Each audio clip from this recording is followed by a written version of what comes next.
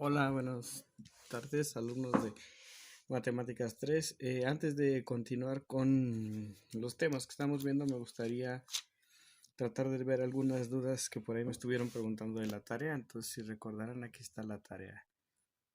Entonces, en el primer inciso, mejor dicho, en el primer problema que tiene varios incisos, pues me pedía que trabajara espacios vectoriales. Acuérdense que espacios vectoriales tenemos que comprobar los 10 axiomas en el peor de los casos, o si ya son rápidos a identificar cuál caso es el que no se cumple, pues podían poner rápidamente, igual que en el examen, nada más el axioma que no se cumplía y ya con eso pues me demuestran que no es un espacio vectorial.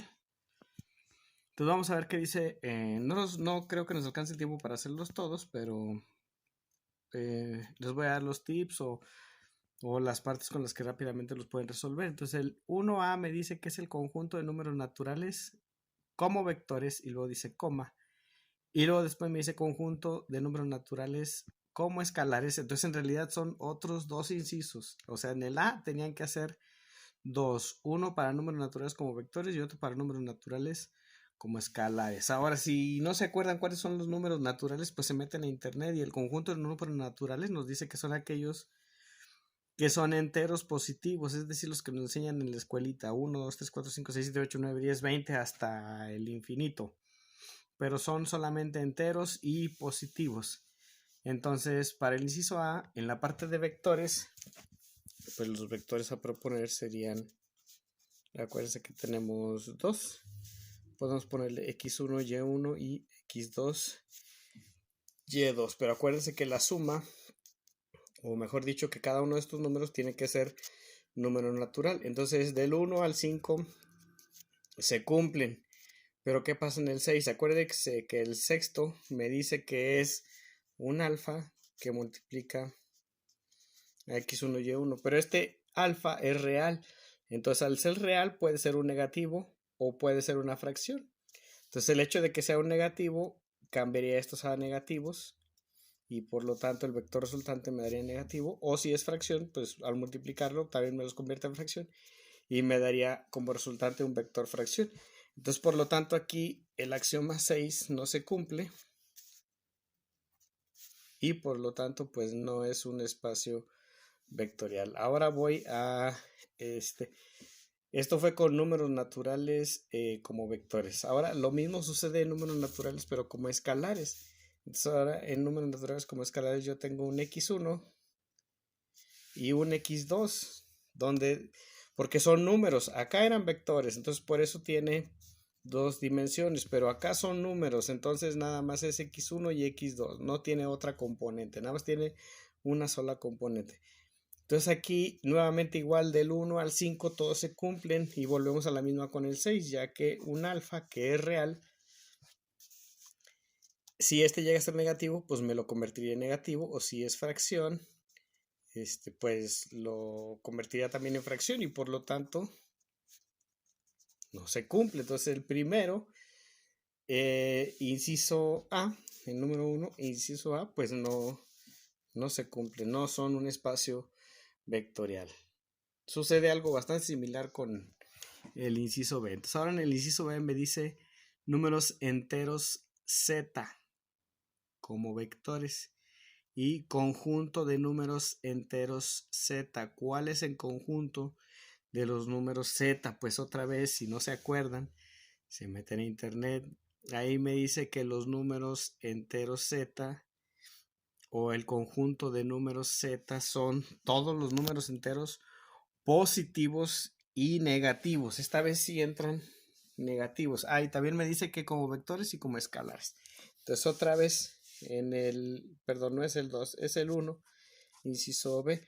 Entonces puedo volver a proponer unos vectores. Pero acuérdense que lo importante no es el nombre, porque no son los mismos, sino lo que representa. Acá eran números naturales y acá son números enteros, positivos y negativos, o pertenece al conjunto de los Z, ¿sí? Entonces aquí sucede exactamente lo mismo. Del 1 al 5 todos se van a cumplir, pero ¿qué va a pasar en el 6? pues otra vez lo mismo, que en el 6 tenemos un alfa que multiplica un x1, y1. Entonces ya puede ser negativo. Sí, si es negativo no hay problema, lo convierte en positivo. También entra en los números z, pero ¿qué es lo que no entra en los z? En los z no entran las fracciones. Y este alfa pues es un real, puede ser una fracción o puede ser un número decimal. Entonces me cambiaría todo esto. Por lo tanto, no se cumple. Y de manera similar también para los números enteros z como escalares. Del 1 al 5 se van a cumplir todos, pero luego en el sexto que yo tenga pues no se cumple, ya que este real podría ser una fracción y al multiplicarla por este número que es entero me daría como resultado una fracción y eso ya no pertenece al espacio, porque el espacio son números enteros positivos y negativos. Entonces nuevamente no se vuelve a cumplir. Vamos con el 2. Perdón, sigo terco, ¿verdad? Inciso C. Matrices diagonales de n por n bajo la suma y la multiplicación por un escalar. Entonces no lo voy a hacer, pero ese sí se cumple en todos los axiomas. Entonces pues ahí háganlo ustedes, pero ya saben de antemano que sí se cumplen. El D, vectores en el plano que está en el primer cuadrante. Entonces, inciso D, tengo otra vez vectores. ¿Qué quiere decir que está en el plano del primer cuadrante? Aquí voy a dibujar un plano cartesiano. Mi primer cuadrante es este. 1, 2, ya me estoy quedando. Ah, no, ya está jalando. Y 3. Entonces, ¿qué quiere decir que estén en el primer cuadrante? Y se fijan aquí, X son positivas y Y son positivas. Entonces el hecho de que estén en el primer cuadrante implica que solamente voy a tener números positivos. Entonces volvemos a la misma que en la de los números naturales. Esta vez sí puedo tener fracciones o puedo tener decimales o puedo tener enteros, pero todo tiene que ser positivo. Entonces otra vez en el alfa por un x1, y1. Si este es un número negativo, este me lo va a convertir a negativo. Entonces por lo tanto, axioma 6 no se cumple. Y vamos al último, que es el inciso D. Los vectores en R3, es decir, en tres dimensiones de la forma X, Y, Z con X más Y más Z igual a 10. Ese está bastante sencillo. Entonces hay un X1, Y1, aquí no es más, como aquí es Z1, perdón, aquí no es más, aquí es componente X, Y, Z y un X2, Y2, Z2. Entonces hay que hacer la suma, entonces me queda un X1 más X2, Y1 más Y2, Z1 más Z2. ¿Sí? Pero ahora fíjense, aquí me dice que X más Y más Z me tiene que dar 10. Entonces si X más Y más Z me da 10, y acá también, porque ambos deben de cumplir el requisito, X2 más Y2 más Z2 me da 10. Entonces aquí al sumar X más Y más Z me tiene que quedar 20. Entonces por lo tanto, desde el primer axioma no se cumple. Y esos son los primeros de espacios vectoriales. Vamos al problema 2. El problema 2 me dice determine si el subconjunto dado H. Les comenté en clase que cuando veían una H quería decir subespacio, ¿sí? Y además dice el subconjunto. Y además también dice al final, es un subespacio de V. Entonces, bueno, vamos a ver si los alcanzo a hacer. Es que ya van 9 minutos. Bueno, vamos a echárnoslos. Entonces, en el inciso A, fíjense lo que dice. El espacio es R2 y el subespacio son vectores en dos dimensiones, porque tiene una X y una Y. Pero la X siempre vale 3 y Y pertenece a los reales. Es decir, Y puede tener cualquier valor, pero X es igual a 3. Entonces, los vectores que tenemos que probar pues serían un 3, Y1, 3, Y2. Sí, porque aquí me dice que X vale 3. Entonces, no importa el vector que yo ponga, en X siempre voy a tener un 3. Y Y pertenece a los reales, entonces Y sí cambia. Entonces, obviamente, al hacer la suma de esto pues me va a quedar 3,y1 más 3,y2 y esto me queda 6,y1 más y2. Este sí cumple porque sigue siendo un real, pero este ya no porque debería de ser un 3. Entonces por lo tanto, axioma 1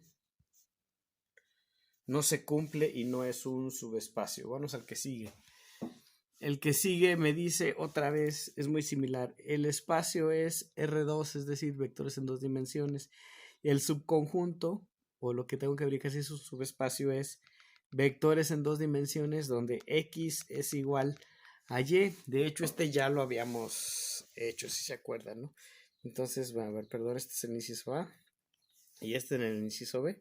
Entonces yo aquí tengo X, Y x1, y1, pero dice que x es igual a y, entonces aquí puedo poner x, x1, x1, y al hacer la suma del primer axioma me queda x, x más x1, x1, lo sumo, x más x1, x más x1, y me siguen quedando iguales, entonces sí lo cumple. Ahora vamos con el 2, un alfa por x, x, y esto es igual a alfa x, alfa x, y me siguen quedando igual, entonces sí se cumple. Este segundo B sí es un subespacio. Ahí está. Vamos con el inciso C. El inciso C me dice el espacio son R3, es decir, vectores en tres dimensiones, pero la restricción o el subconjunto solamente es el plano XY. Entonces regresamos a lo mismo. Entonces el plano XY, ¿qué quiere decir? Este es el plano cartesiano o el plano XY, es decir, no hay una tercera componente. Entonces quiere decir que Z vale 0. Entonces, pues los objetos que yo voy a usar es x1, y1, 0, porque me está diciendo que estamos en el de 3 dimensiones o R3 y otro vector podría ser x2, y2, 0. Se fijan, ahí ya cumple toda la restricción. Esto está en el plano XY porque no tiene componente en Z. Esto también está en el plano XY porque no tiene componente en Z. Y pues, ok, no lo voy a poner, pero si se cumple, son fáciles, háganlos ustedes. Solamente son dos acciones, el de suma. Bueno, Andrés, vamos a hacerlo de una vez, porque luego se me quedan así como con cara de Wadi. Sí, aunque ya lo puso ahí, no le entiendo cómo se hace. Entonces suma esto y me va a quedar x1 más x2, y1 más y2. Perdón, aquí es de componente, 0. Entonces este sigue perteneciendo al espacio porque este tiene una componente en X, tiene una componente en Y, independientemente del valor que tengan, y en 0 no tiene nada. Entonces sigue perteneciendo al espacio, por lo tanto el primer axioma sí se cumple. Vamos con el segundo. El segundo me dice que es un alfa por X, Y, 0. Entonces al multiplicado me queda alfa X, alfa Y, 0, porque alfa por 0 me da 0. Entonces otra vez se sigue cumpliendo alfa X, pues no importa el valor, está en el plano XY. Alfa Y no importa el valor, está en el plano XY. Z vale 0, sigue valiendo 0, entonces por lo tanto sí se cumple, sí es un subespacio. Entonces hasta ahí voy a dejar este video y ahorita en el que sigue vamos con la solución de los ejercicios 3 y 4.